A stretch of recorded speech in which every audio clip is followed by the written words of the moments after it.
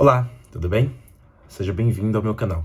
Eu sou Emerson Almeida, sou filósofo, estudante de psicologia, transculturalidades, interdisciplinaridades e também atuo no mercado audiovisual enquanto produtor audiovisual, roteirista, escritor e professor e muitas outras coisas. Para inaugurar esse canal, estou publicando uma série de vídeos onde vou trazer algumas reflexões sobre os paradigmas que nós temos enfrentados relacionados à inteligência artificial. Algumas pessoas podem não estar cientes, mas nós estamos à beira de um possível abismo para a nossa sociedade. Nós estamos assistindo a aurora de um possível apocalipse, caso não haja prudência na atuação dessas tecnologias em nossa sociedade. Não só a inteligência artificial, mas toda a tecnologia que nós temos acompanhado nos últimos anos, eles têm impactado diretamente. 1. A nossa percepção sobre a realidade. 2. Que inclui a nossa identidade. 3. As nossas relações sociais. 4. As nossas relações coletivas. 5. Todo o nosso sistema econômico-financeiro. 6. Toda a nossa democracia. E 7. Toda a vida no planeta. Estes 7 pontos serão abordados em uma sequência de vídeos que eu irei compartilhar com vocês e que estou totalmente aberto a um debate filosófico. Enquanto produtor cultural, eu produzo um evento que se chama Rodas de Aprender, esse dentre muitos outros campos de espaço de debates. A ideia é que este seja um lugar de encontro e que nós possamos juntos refletir sobre esses medos e angústias. Porque se você tem um medo e uma angústia relacionada ao futuro da inteligência artificial no nosso país, no nosso planeta, você tá certo, porque é para ter medo mesmo. Se até quem criou tá morrendo de medo, por que você vai ficar aí felizinho aplicando nos seus negócios como se fosse um oba-oba, um brinquedinho, tá lá para você ter lucro? É fácil, né? Ok, ChatGPT, como que eu faço R$1 milhão na bolsa de valores? Quem são essas pessoas que vão fazer R$1 milhão com inteligência artificial? Quem são as pessoas que vão subir de cargo? E mais ainda, quem são as pessoas que vão ser demitidas?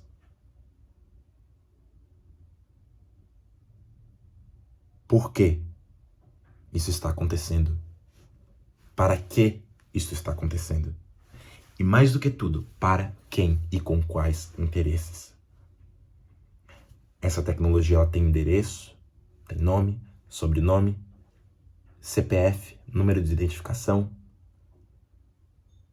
Existe uma comunidade de tecnocratas que desejam lucro.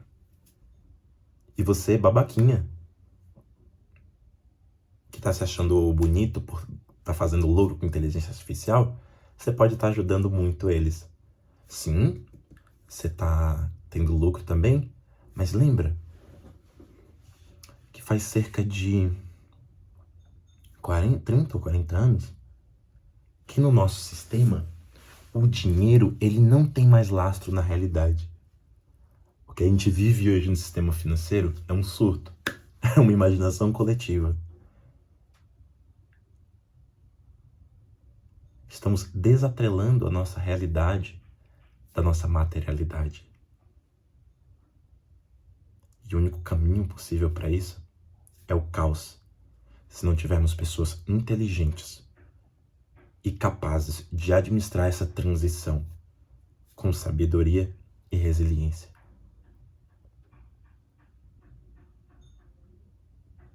A fluidez das nossas trocas sociais e econômicas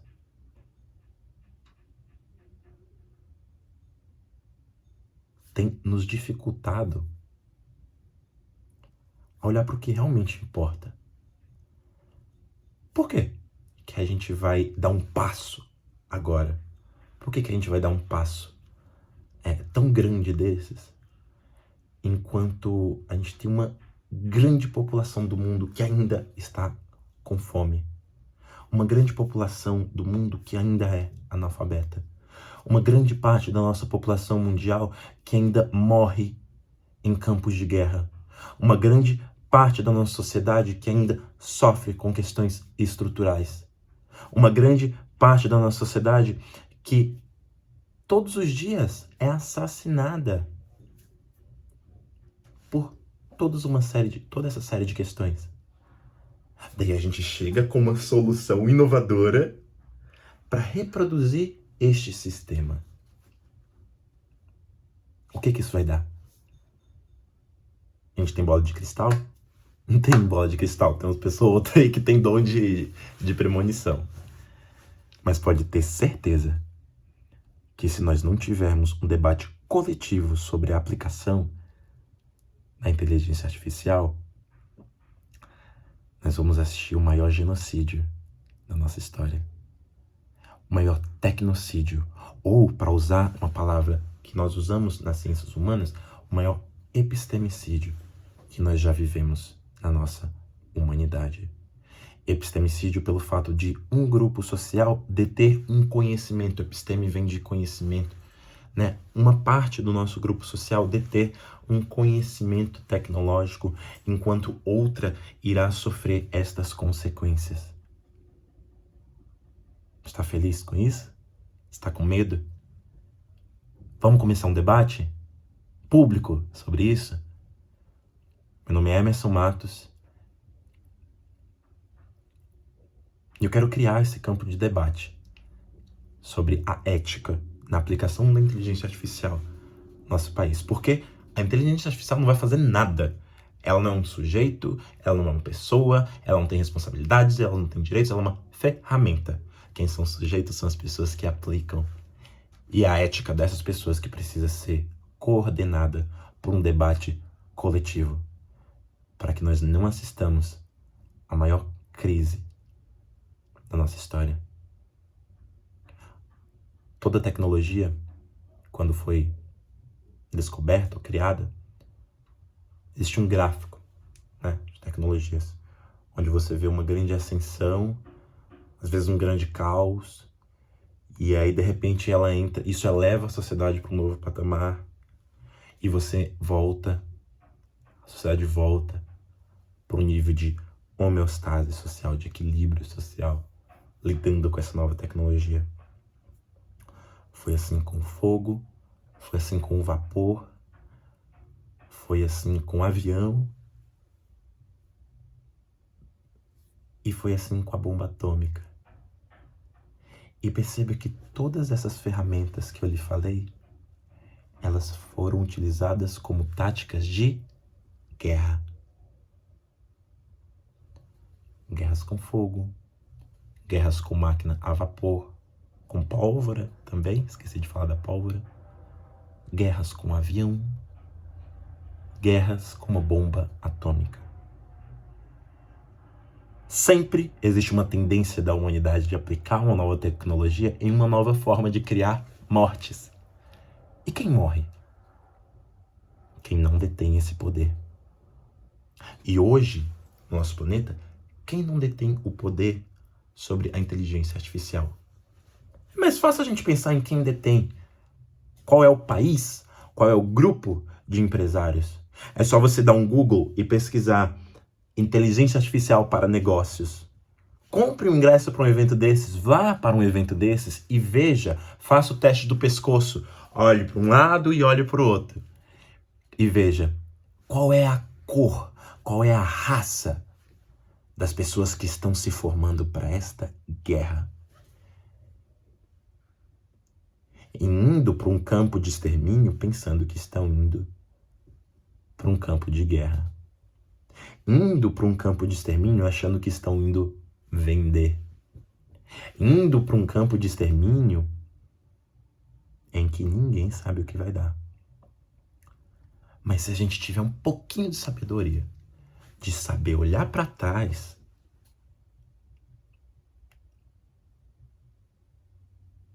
a gente vai conseguir perceber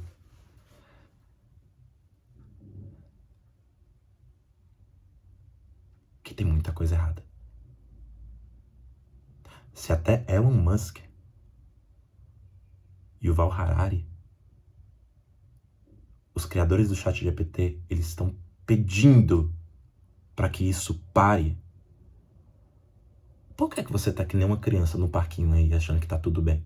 Você já usar ChatGPT para escrever suas coisas. É lindo, é maravilhoso. Eu adoro, amo Siri. Te beijo, Siri. Te amo. Adoro Siri. Adoro a Siri. Adoro as inteligências artificiais. Mas assim, você tem uma gama de inteligências artificiais. De vários tipos, de várias naturezas. E essa aurora, esse nascer desse novo tempo, ele pede muita cautela e políticas públicas. Para encerrar, eu gostaria de falar sobre a crise da saúde mental.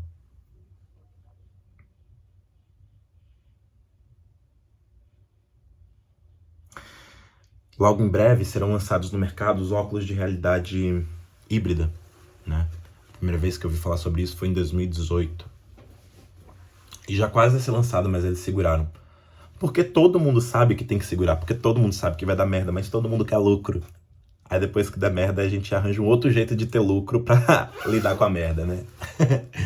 Eu adoro esse sistema. Troglodita esse sistema. Esses óculos, o que vai ser? Ele é um óculos, né? Que você coloca. E aí você consegue ali assistir a sua novela, ver o feed da sua rede social.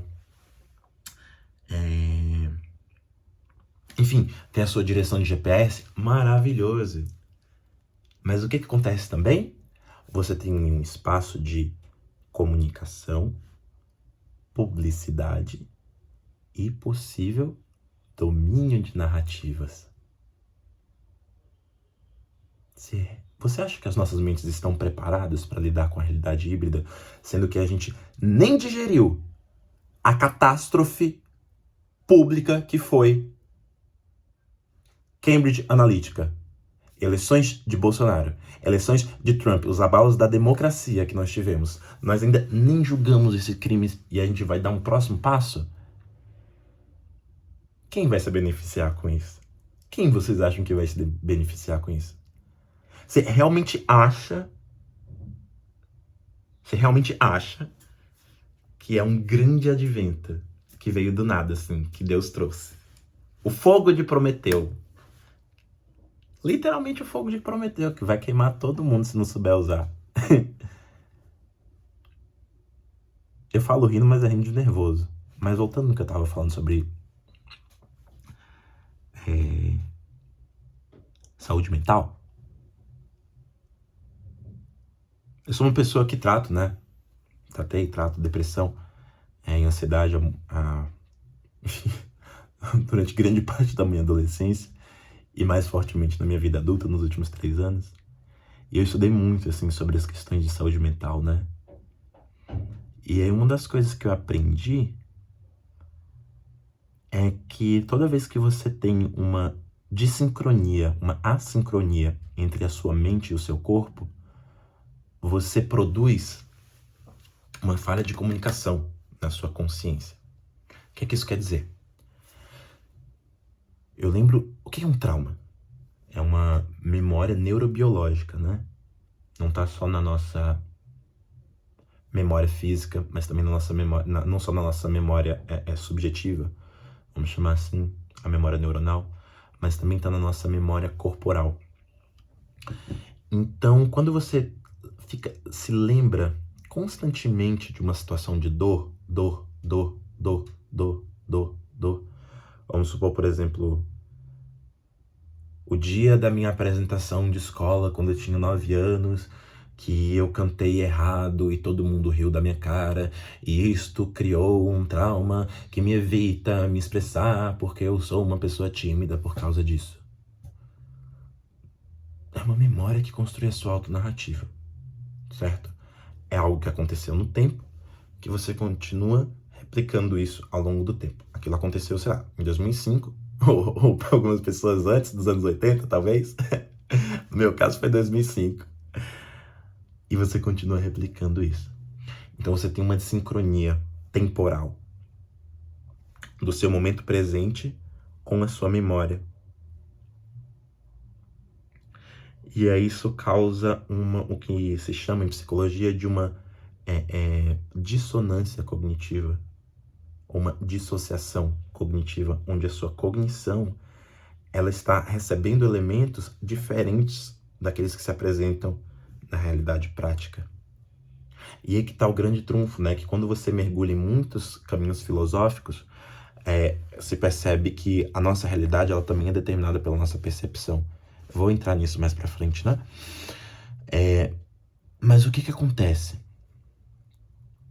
Vocês já olharam os gráficos do aumento de índices de ansiedade e depressão nos últimos 10 anos? Que foi quando, por exemplo, Facebook, Instagram ressurgiram e a gente incorporou a rede social em nossos hábitos. Eu não preciso chover no molhado, né? Você já olhou o grau de suicídios? Os índices de suicídios? Por quê?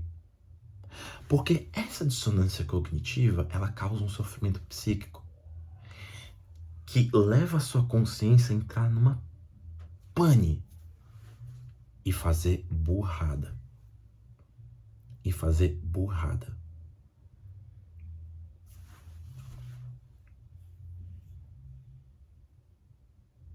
Eu tô com meu celular na mão.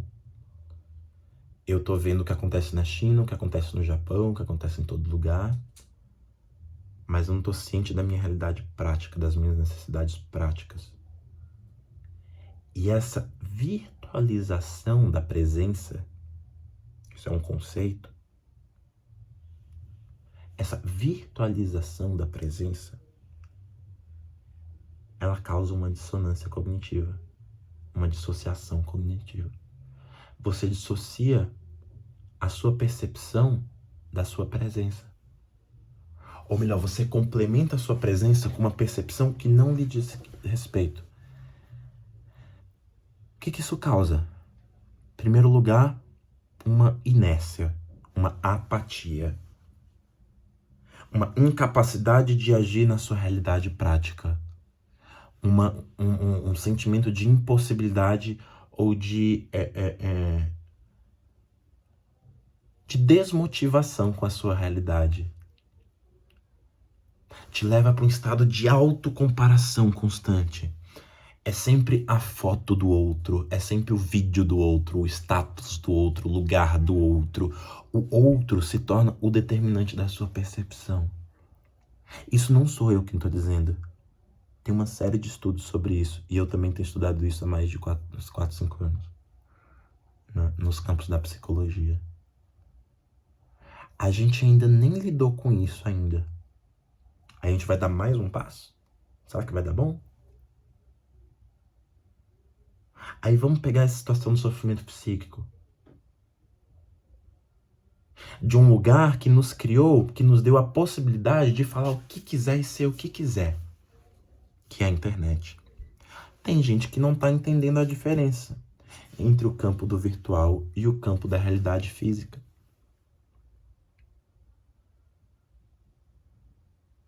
Tem gente que não está entendendo a diferença entre odiar os seus colegas de classe e fuzilar 200 crianças em uma escola. Será que é tão difícil assim entender a correlação deste avanço tecnológico com a crise de saúde mental, com os genocídios em escolas, com essa incapacidade da nossa sociedade de lidar com o presente, da incapacidade da gente lidar com o nosso jogo político, da nossa incapacidade de gerenciar e negociar a nossa vontade com a realidade? Porque para viver em sociedade a gente precisa disso.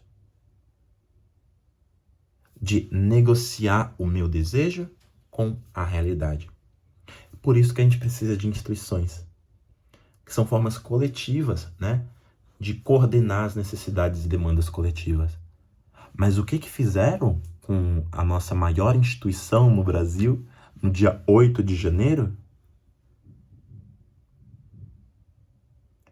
Pessoas empoderadas pelo meio virtual, que se sentiram capazes de expressar o seu desejo, foram lá e destruíram uma instituição pública. Esses são só os primeiros raios de sol. Eu nem comecei a falar de suicídio ainda. Porque o que acontece é que quando você cria uma apatia com a sua realidade, com seus desejos e entra num estado de sofrimento psíquico tão grande, parece que a única saída é você tirar a sua própria vida. O estado de sofrimento psíquico, ele não é racional. E é por isso que ele deve ser administrado com medicamentos, com terapias, com o que for preciso. Terapias tradicionais, não tradicionais.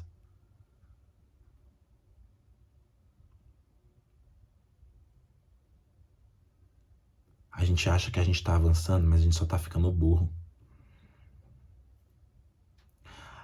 A gente acha que a gente tá avançando, mas quem não aplica esse avanço com inteligência só tá ficando doente. Os próprios engenheiros, né, do Vale do Silício, contam essa história. Isso eu escutei desde 2015, assim. Que eles não deixam seus filhos ficar no celular. Que eles não deixam seus filhos ficarem no computador. Porque eles sabem o malefício que isso faz para uma criança recém-nascida que não sabe nem o que é a realidade, já mergulhar no universo híbrido. Eles sabem do malefício. Mas a gente não, né? A gente vai lá e usa indiscriminadamente, dá um celular pra criança de 3 anos de idade, porque tá tudo bom. Ai, ele é tão inteligentinho, ele fica assim, ó. É tão bonito. Mas qual que tá sendo a ação dessa criança? É só rodar um dedo. E aí ela cresce com essa percepção, sem julgamento de valores, só uma reflexão filosófica. Ela cresce com essa percepção híbrida e não consegue negociar o seu desejo com a sua realidade. Porque no campo do virtual, eu tenho, eu quero, eu posso, mas no campo do real, do material, é diferente.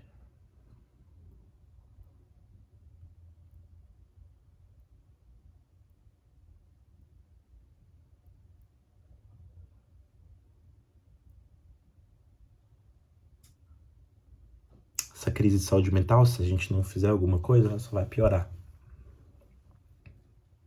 Porque quem são as pessoas que mais precisam de, por exemplo, deixar o seu celular com a criança recém-nascida? É uma pessoa. É um tipo de pessoa. Vou dar uma dica. Tem um gênero e tem uma cor.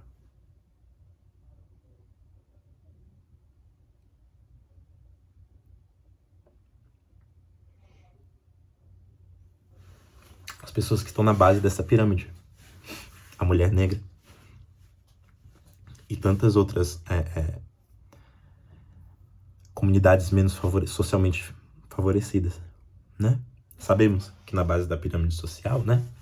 Quem está na base são mulheres negras que foram empurradas para essa necessidade de se debruçarem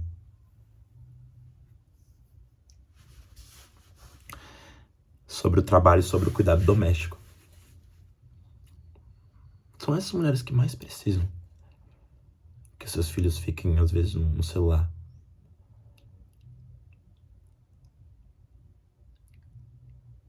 São as crianças negras no nosso país que estão mais crescendo, atreladas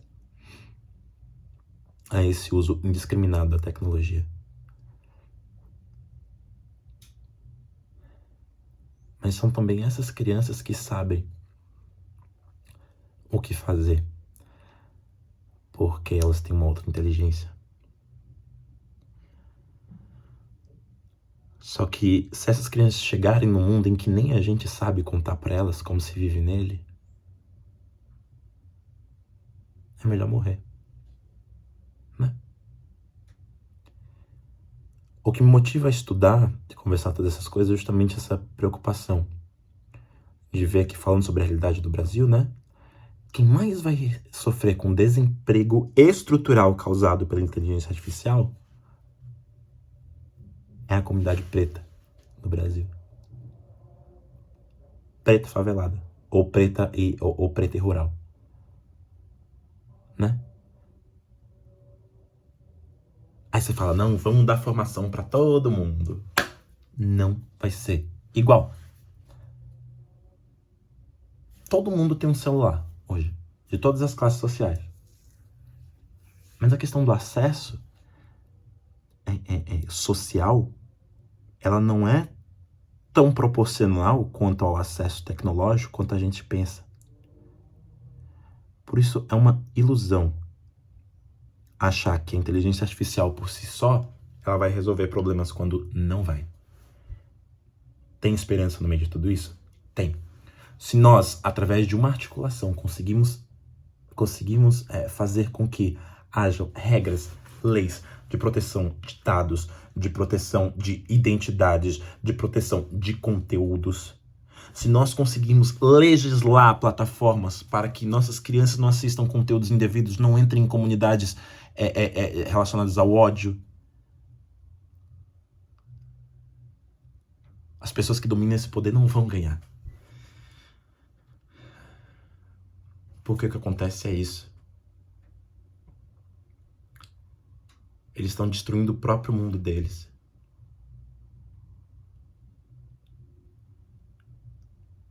A inteligência artificial vai ser um grande aliado da humanidade nessa transição.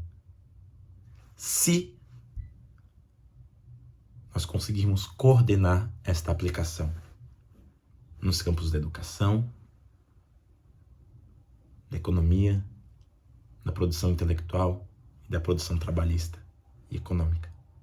Do contrário, isso vai ser o maior genocídio. E o nome que eu estou dando a este campo de estudos é tecnopessimismo, em paráfrase aos estudos de afropessimismo.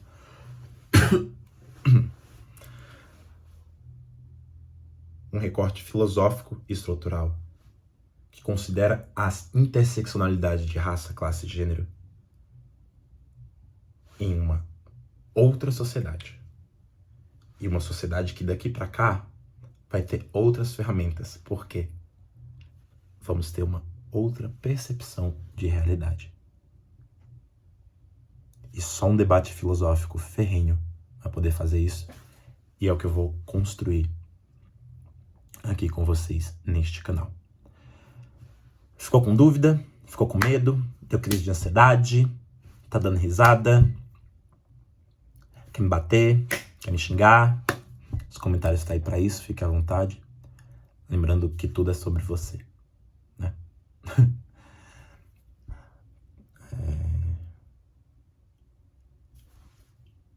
Eu sei que é um campo de debates polêmicos, mas é muito importante a gente observar da onde e de quem vem cada argumento e por que e com qual objetivo.